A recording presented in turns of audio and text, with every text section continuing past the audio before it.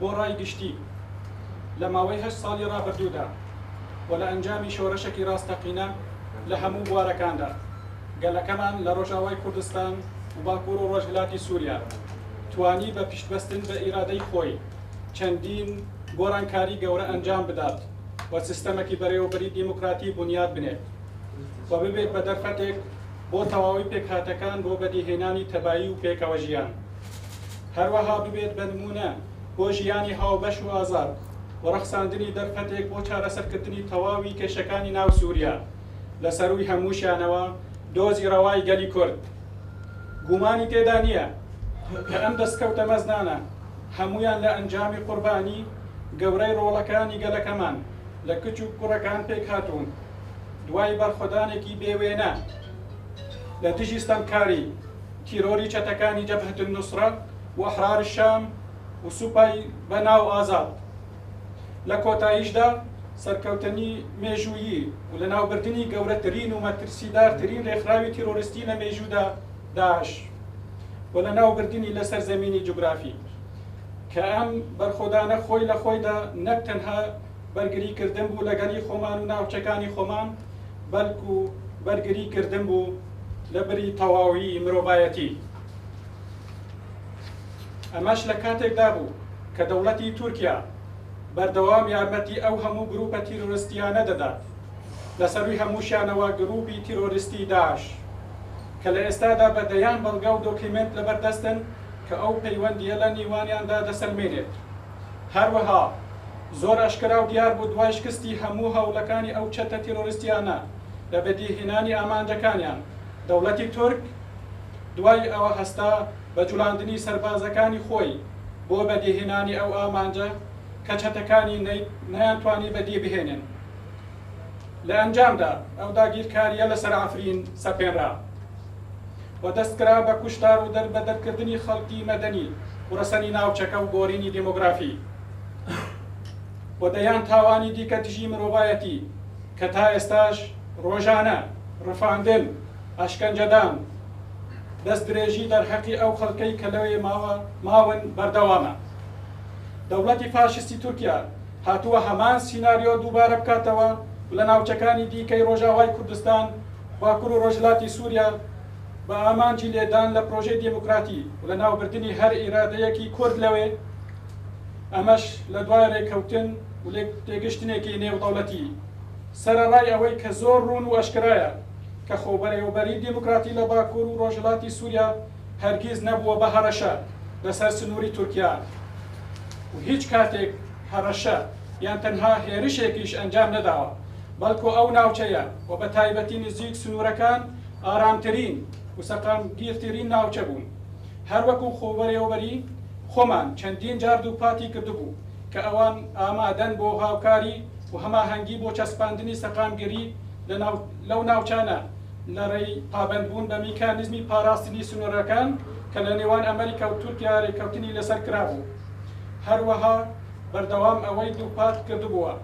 کە بڕوای تەواوی بە دیالۆگ و چارەسەری سیاسی و ئاشتیانە هەیە بۆ چارەسەرکردنی کێشەکان لەگەڵ هەر لایەنێکی دیدا ئەم ئۆپەراسیۆنە سەربازیەی تورکیا لە دژی ڕۆژاوای کوردستان باکوور و ڕۆژهەڵاتی سووریا ئەنجامەکەی زۆر وێرانکەر دەبێت لەسەر تەواوی ناوچەکە و ئەگەری هەڵگرساندنی شەرێکی فراهەم دەکات کە چەندین ساڵ درێژە دەکێشێت ئەم هێرشە ئامانجەکەی لێدانی پرۆژە دیموکراسی و ئیرادەی گەلان و بە تایبەتی ئیرادەی گەلی کووردە بۆیە ئێمە ڕوومان لە کۆمەلگای نێودەوڵەتیە بۆ دەستێوەردان لەم دۆخە و ڕاوەستاندنی ئەم هێرشە و ڕێگەنەدان بە تورکیا بۆ داگیرکردنی ناوچەکە و ئەنجامدانی کۆمەلکوژی گەورە بەسەر سەری خەڵکەکەماندا هەر هێرشێکی سەربازی تورکیا بێگومان قەیرانی مرۆیی زۆر گەورە بە دوای خۆیدا دەهێنێت و دەبێت بە هۆکاری ئاوارەبوون و دەربەدەربوونی ملیۆنان خەڵکی ئەو دەبەرە کە لە دوا جاردا دەرهاوێشتەکانی هەموو ناوچەکە دەگرێتەوە ئێمە بانگەوازی گەلەکەی خۆمان دەکەین لە باشووری کوردستان بۆ دەربڕینی هەڵوێستێکی گونجاو بەرامبەر ئەم هێرشانە و بینینی مەترسیەکان پێش ڕوودانی کە ئەمەش ئەرکێکی ئەخلاقی و نیشتیمانی و نەتەوەیە لە ڕێی ڕێخستنی ڕێپێوان و مانگرتنی ئاشتیانە سەرانسەر هەرێمی کوردستان. هەروەها دەبێت پەرلەمان و حکوومەتی هەرێمی کوردستانیش بە ئەرکی خۆیان هەستن بۆ ڕێگریکردن لە هەر هێرشێک و پشتیوانیکردنی دەستکەوتەکانی ڕۆژئاوای کوردستان، باکوور و ڕۆژهەڵاتی سووریا و جێبەجێکردنی بریاری ژمارەی 24 ڕێکەوتی 15 2014 پەرلەمانی کوردستان کە تایبەت بە پشتیوانیکردنی ئەزمموی خۆبەرێوبەری ڕۆژئاوای کوردستان. لە کۆتاییشدا ئێمە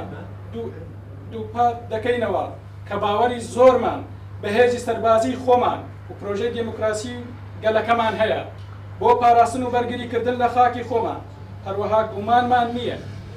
کە ئەوان پارێزەری ڕێبازێکی ڕاستەقینە دەبن بۆ چارەسەرکردنی تەواوی کێشەکان لەگەڵ هەموو لایەک و پاراستنی دەستکەوتەکانی گەلەکەمان بۆ بنیاتنانی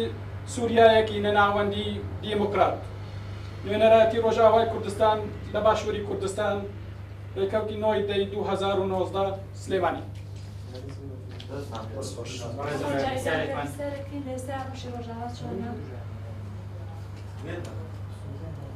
یعنی وەکو لە بەیاننامەکە دیارە بوون و ئەشکرایە کە تورکیا بە تەواوی ئامادەکاری خۆی کردەوە بۆ هێرش بکاتە سەر ڕۆژئاوای کوردستان لە کاتێکدا کە هەموو دنیا و عالەم وەکو ڕای گشتی نەڕاستیبوونێکی خۆی دەربڕیوە کە تورکیا ئێریشە ئەنجام نەدا، بەڵام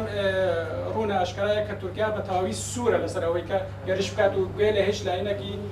دیکە نەگرێ و تاوانێکی دژی مرۆڤایەتی لە دژی خەڵکی ئێمە لە ڕۆژئاوای کوردستان بیکات. بۆ ئێمەش ئەم بەنگەوازیمان کردووە کە هەر لاینەکی سیاسی نێودەوڵەتی، دەستگاکانی نێودەوڵەتی، هاوپەیمانانی نێودەوڵەتی لە شەڕی دژی داعشدا هەمویان بە ئەرکی ئەخلاقی خۆیان هەستن بۆ پاراستنی گەلی ئێمە، چونکە گەلی ئێمە توانی بوو لە جیاتی هەموو مرۆڤایەتی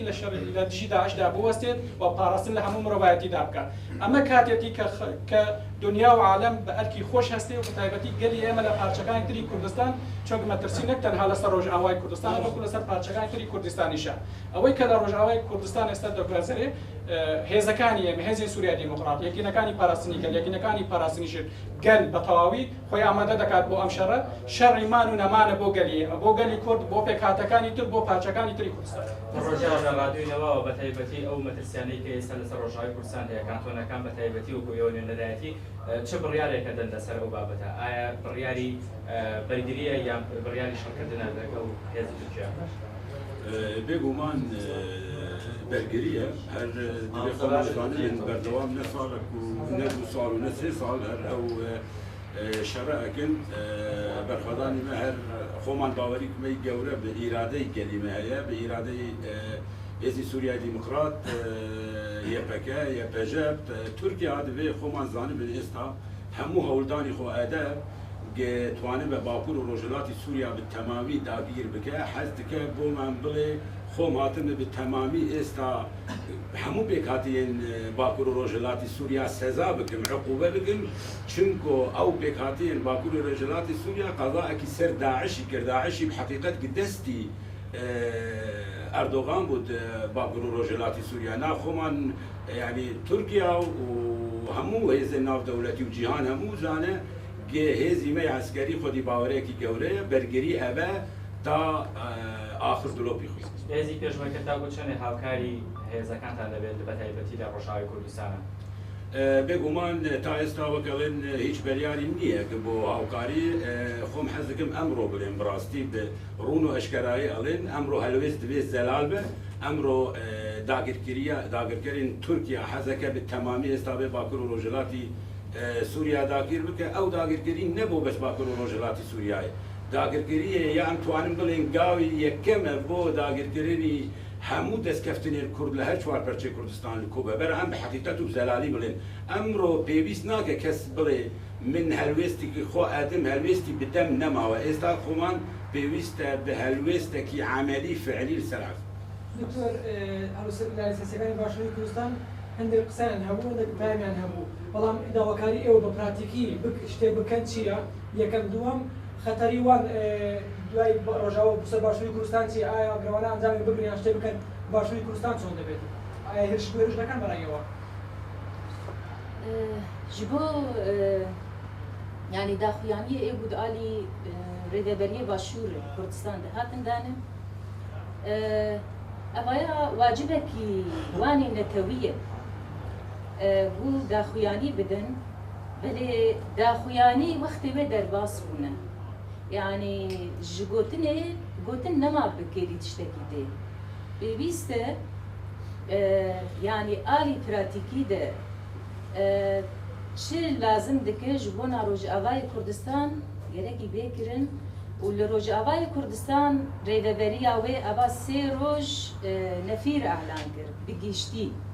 û xelk tebayî li ser sînorê navêna me û dewleta Tirkî de û ji bo bikaribin dêrgerî bikin li ber axê xwe de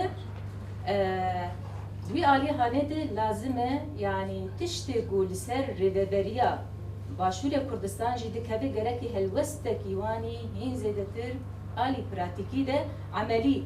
hebe û heger bû îro roj jê lazim e ev gefê dewleta Tirkiye yani êdî ketiye êrîş wê bike yani biryarê wanî êrîşê ye li bo wê lazim e tevayî perçê Kurdistan rêveberê Kurd tevayî wek çawa nefîr hatiye elan kirin pêwîst e her kes yani têkeve hereketê de yani gotin nema bikêrî tiştekî dê ji ber ku rastî li Rojavayê Kurdistanê destkeftê û tekoşîna ku hat kirin û wê tekoşînê destkeftê ku ketin destê me de lazim e bên parastin heger ku neyên parastin bera kes nebêje wala li ser Rojavayê Kurdistanê ya PYD'ye ya nezanim kî ye ne rast e ev êrîş li ser tebayî gelê Kurd û destkeftê Kurdan e îro li Rojavayê êrişî Rojava be dewleta Tirkî tevayî êrişê wê ser tebayî Kurdistanê û sibê li vê derê zaten li vê derê jî êrîş dike ji bo wê jî lazim e her kes bi wacibê xwenînetewî dikeve tevgerê de eger got em dereng bimînin wê ji destê me derkeve ji bo wê jî lazim e her kes seferber bibe yani